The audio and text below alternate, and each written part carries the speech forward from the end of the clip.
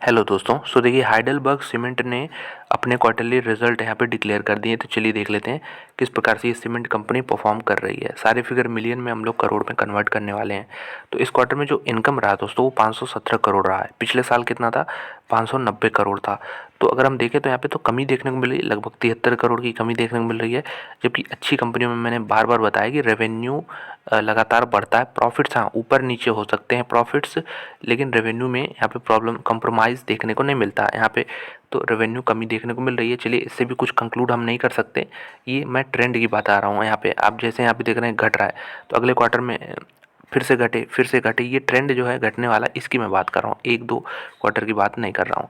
तो यहाँ पे अगर हम टोटल एक्सपेंस देखें, कंपनी के खर्चे भी जो हैं पिछले साल से ज़बरदस्त बढ़ गए हैं। इसका रीज़न क्या है? रीज़न ढूंढेंगे तो यहाँ पे मटेरियल कंजम्पशन का रेट तो कम हो गया है। यहाँ पे पिछले साल तो काफ़ी ज़्यादा दे रहे थे, 114 करोड़। लेकिन इसके अलावा और भी यहाँ पे पावर एंड फ्यूल, जो कि तेल के कॉस्ट बढ़े हैं यहाँ पे, उसकी वजह से यहाँ पे प्रीवियस ईयर से जंप देखने को मिल रहा है। इसके साथ में ही और बाकी सारे जो एक्सपेंसेस हैं छोटे बहुत, इसमें भी थोड़ा बहुत ग्रोथ देखने को मिल रहा है, जिसकी वजह से हमारा जो है कंपनी का अगर देखें लॉस बन रहा है कि प्रॉफिट बन रहा है, तो यहाँ पे प्रॉफिट बन रहा है। और प्रॉफिट बिफोर टैक्स अगर हम देखें तो लगभग 9 करोड़ 80 लाख, यानी अप्रॉक्स हम कह लें 10 करोड़ का फिगर है यहाँ पे पीबीटी का। पिछले साल कितना था? 91 करोड़ था दोस्तों ये फिगर, 91 करोड़ रुपीज़ था। क्यों ऐसा था? क्योंकि पिछले साल रेवेन्यू ज़्यादा था और यहाँ पे एक्सपेंस भी कम था। पिछले क्वार्टर से कंपैरिजन करते चले तो 69 करोड़ था। तो एक क्वार्टर में भी घट गया है यहाँ पे, ईयर ऑन ईयर तो 80 करोड़ घटा ही है। तो काफ़ी वीक रिजल्ट यहाँ पे लग रहे हैं। ऐसा लग रहा है कि कंपनी अपने ऑपरेशंस में यहाँ पे अच्छे से नहीं कर पा रही, सेल्स नहीं बढ़ा पा रही है। यहाँ पे अगर हम नेट प्रॉफिट भी देख लें कंपनी का, तो 7 करोड़ का फिगर है। हाइडेलबर्ग कंपनी जैसे के लिए यहाँ पे सिंगल डिजिट का प्रॉफिट देना मेरे ख्याल से थोड़ा सा अजीब देखने में लगता है, क्योंकि पिछले साल ये 60 करोड़ के आसपास था, एक क्वार्टर पहले 50 करोड़ के आसपास था, अब अचानक से घट के 60 करोड़, माफ़ कीजिएगा 7 करोड़ हो चुका है। ईपीएस भी 0.31 है और यहाँ पे पिछले साल 2.63 था, एक क्वार्टर पहले 2.28 था। तो काफ़ी यहाँ पे वीक रिजल्ट ने हाइडेलबर्ग सीमेंट ने प्रेजेंट किए हैं। इसके अलावा दोस्तों कैश फ्लो बहुत इंपॉर्टेंट होता है कंपनी का देखना। अगर कैश जनरेट करती है कंपनी, तो आप उस कंपनी को ढूंढा करिए, क्योंकि वहाँ पे अगर कैश जनरेट होता है तो बिजनेस में री इन्वेस्ट करके फिर से बिजनेस को आज या कल परसों ऐसे करके, मतलब ईयर्स में मैं कह रहा हूँ, ये बढ़ते रहेगा बिजनेस। अगर कैश ही नहीं जनरेट होगा तो जो साइज़ है बिजनेस का वो वहीं पे रहेगा हर साल आप देखेंगे तो इसलिए कैश फ्लो ज़रूरी है। तो कंपनी कितना कैश जनरेट करी अपने ऑपरेशन से, इस साल में देखिए 6 महीने हो चुके हैं ऑलरेडी। 6 महीने में इन्होंने 85 करोड़ जनरेट किया। पिछले साल इन्हीं 6 महीनों में 203 करोड़ जम यहाँ पे जनरेट किया था। तो इसमें भी कमी ही देखने को मिल रही है। तो थोड़ा यहाँ पे इनके लिए हार्ड टाइम चल रहा है, ऐसा हम कह सकते हैं। हाइडेलबर्ग सीमेंट के लिए थोड़ा मुश्किल भरा समय यहाँ पे चल रहा है। तो मुश्किल भरा समय क्यों चल रहा है, इसका रीज़न भी जानना बहुत ज़रूरी है। तो हमने सबसे पहले देखा कि सेल्स में ही कमी देखने को मिली। तो सेल्स में कमी क्यों देखने को मिली?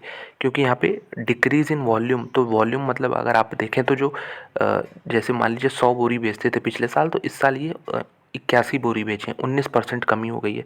तो बोरी क्यों कम बिकी है इनकी? तो यहाँ पे अगर देखें तो प्राइस इंक्रीज़ कर दिया है इन्होंने 8% से, जिसकी वजह से यहाँ पे वॉल्यूम जो है, पिछली बार 100 बिकते थे यहाँ पे सैक्स, तो यहाँ पे अब यहाँ पे 81 बिक रहे हैं। तो इस तरह से वॉल्यूम से कम हुए हैं, प्राइस बढ़ा है। तो सारा चीज़ फैक्टर इन करने के बाद यहाँ पे कंपनी का रेवेन्यू कम हो गया, जिसकी वजह से प्रॉफिट भी कम देखने को मिल रहा है। इसके अलावा अगर देखें तो पर टन बेसिस पे ऑपरेटिंग कॉस्ट जो है यहाँ पे, तो देखिए ऐसा है, पूरे सीमेंट सेक्टर के लिए ये समय ख़राब चल रहा है। ऐसा क्यों कह रहा हूँ? क्योंकि यहाँ पे अगर देखें तो ऑपरेटिंग कॉस्ट जो है, अगर आप देखें तो बिज़नेस को ऑपरेट करने में जितने पूरे कॉस्ट लगते हैं, जैसे फ्रेट यहाँ पे इंक्रीज़ कर गया 23% से। तो यहाँ पे ये क्यों इंक्रीज़ कर गया? क्योंकि यहाँ पे कोल के दाम बढ़ गए, कोयले के। यहाँ पे डीजल, पैकेजिंग कॉस्ट जो करती कंपनी यहाँ पे अपने प्रोडक्ट्स की, उसके भी कॉस्ट बढ़ गए। तो जिसकी वजह से जो एबिटा है कंपनी का, एबिटा पर टन था वो 50% से घट गया। यहाँ पे लगभग ये आप कह सकते हैं 900 रहा करता है, तो ये 476 आ चुका है। तो इसको ऑफसेट करने के लिए कंपनी ने क्या किया, यहाँ पे जो इतना दाम बढ़ा है इनका सब कुछ बिजनेस को ऑपरेट करने में, इसको यहाँ पे कमी करने के लिए इन्होंने अपने दाम बढ़ाए। दाम बढ़ाने से क्या हुआ कि सेल्स ही डाउन हो गए यहाँ पे। तो उसके बाद यहाँ पे ये चीज़ देखने को मिल रही है। तो इससे एक अच्छी चीज़ ये है लेकिन कि कंपनी जो है, अगर हम देखें तो जो टोटल ग्रीन एनर्जी का शेयर है यहाँ पे, इनके बिजनेस में जो यूज़ करते हैं वो 27% से बढ़ा के 34% कर दिए। तो ये क्यों पॉजिटिव है? क्योंकि अगर ये जितना बढ़ेगा उतना ही आपका यहाँ पे पेट कोक जो है, यहाँ पे कोयला है, डीजल है, इनके खर्चे जो हैं डेफिनेटली कम होंगे अगर ग्रीन एनर्जी यहाँ पे यूज़ कर रही कंपनी अपने बिजनेस में। तो देखिए इसके अगर हम हिस्ट्री पे देखें, कंपनी का जो शेयर प्राइस है हिस्ट्री देखें, तो यहाँ पे 2007 से लेकर 2017 तक 10 साल एक रेंज में ही था। जो होल्ड किया होगा उसको फिर यहाँ पे अच्छा खासा रिटर्न देखने को मिला होगा। और उसके बाद देखिए ये जो रिटर्न का फेज़ था अब कहीं ना कहीं फिर से अपने सपोर्ट के पास है। सपोर्ट कैसा है? यहाँ पे ये पिछला जो लो था कोविड के समय, उसी के बाद जो ट्रेंड लाइन बन रही है उसी के आसपास है। तो ये मेरे ख्याल से ब्रेक होना नहीं चाहिए। जो बीच में बना था 165 का लेवल है, तो 165 नहीं ब्रेक होना चाहिए। अगर इसके आसपास आता है तो फिर एक एंट्री का पॉइंट यहाँ पे मिलेगा, क्योंकि कंपनी का चार्ट बता रहा है कि कंपनी अपने जो अच्छे बिजनेस कर रही है वो सही डायरेक्शन में जा रही है। यहाँ पे इस तरह का कोई चार्ट है नहीं, आपको डाउन साइड वाला नहीं दिख रहा है। एक हमें कंसोलिडेशन दिखा, रनअप दिखा, फिर यहाँ पे एक थोड़ा सा पॉज देखने को मिल रहा है। इस पॉज के बाद यहाँ पे सपोर्ट लेके फिर से ऊपर जाएगी कंपनी, क्योंकि बिजनेस मेरे ख्याल से जो जैसा मैंने बताया सब टेम्प्रोरी चीज़ें हैं।